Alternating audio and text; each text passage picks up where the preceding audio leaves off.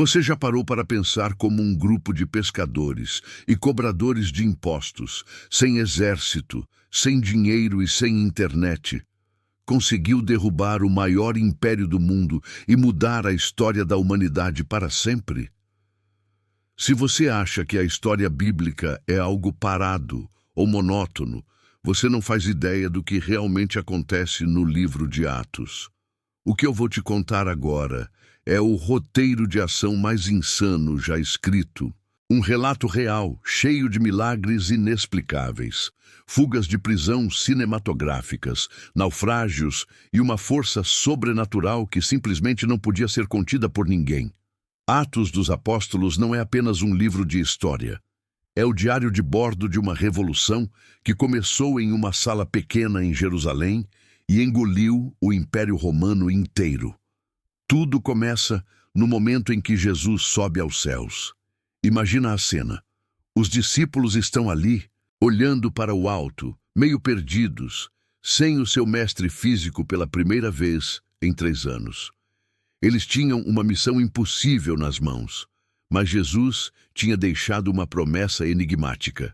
Ele disse para eles não saírem de Jerusalém até que fossem revestidos de poder. E o que aconteceu 10 dias depois mudou o DNA da terra.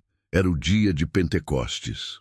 De repente, um som como de um vento impetuoso encheu a casa, e o que pareciam línguas de fogo pousaram sobre cada um deles.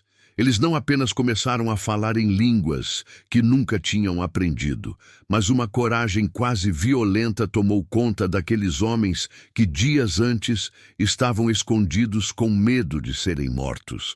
Pedro, o mesmo cara que tinha negado Jesus 3 vezes por medo de uma serva, agora estava de pé diante de uma multidão de milhares de pessoas, pregando com uma autoridade que estremecia o chão. Naquele único dia, 3.000 pessoas decidiram seguir o caminho. A partir daí, o que vemos é uma explosão de vida comunitária que o mundo nunca tinha visto nada igual. Aquelas pessoas vendiam tudo o que tinham, repartiam o dinheiro com quem precisava e viviam em uma harmonia tão radical que as autoridades não sabiam como reagir. Mas onde existe luz, a resistência aparece. O sistema religioso da época tentou calá-los.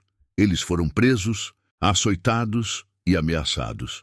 A resposta deles? Orar para que tivessem ainda mais ousadia.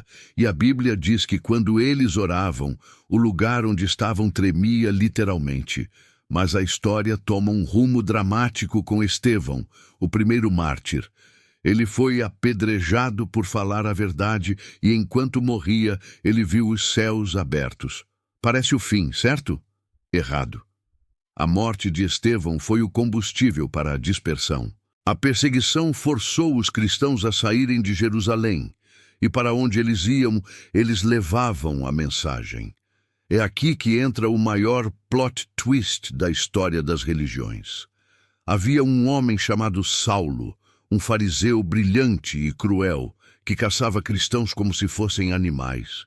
Ele estava a caminho de Damasco para prender mais pessoas quando uma luz mais brilhante que o sol o derrubou do cavalo. Ele ouviu uma voz: Saulo, Saulo, por que me persegues? Ali, o maior inimigo da igreja se tornou seu maior arquiteto. Saulo virou Paulo, e a partir desse momento, o evangelho parou de ser uma coisa local para se tornar um fenômeno global. Atos nos mostra que Deus não faz acepção de pessoas. Pedro tem uma visão bizarra de lençóis descendo do céu com animais impuros e entende que a mensagem não era apenas para os judeus, mas para todos os povos, incluindo os gentios. Isso quebra todas as barreiras culturais e raciais da época. Enquanto isso, Paulo começa suas viagens missionárias, cruzando mares, sendo apedrejado, dado como morto e sobrevivendo a naufrágios. Em cada cidade que ele chegava, a estrutura social era abalada. Em Filipos, ele e Silas foram jogados na prisão mais profunda, acorrentados. O que eles fizeram? Começaram a cantar hinos à meia-noite. O resultado foi um terremoto que abriu todas as portas e soltou todas as correntes, levando o carcereiro ao desespero e depois à conversão. O livro de Atos é uma sequência interminável de "isso não deveria ser possível". Vemos sombras que curam doentes, lenços que, ao tocarem as pessoas, expulsam demônios, e uma rede de comunicação que se espalhava mais rápido do que as ordens do imperador. Paulo chega a Atenas e debate com os maiores filósofos do mundo no Areópago.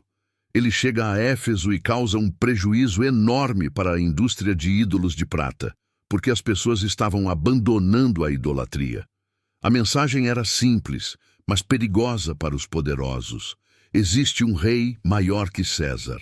A narrativa caminha para um clímax tenso quando Paulo decide ir para Roma. Ele sabe que será preso, mas ele encara o destino com uma calma sobrenatural.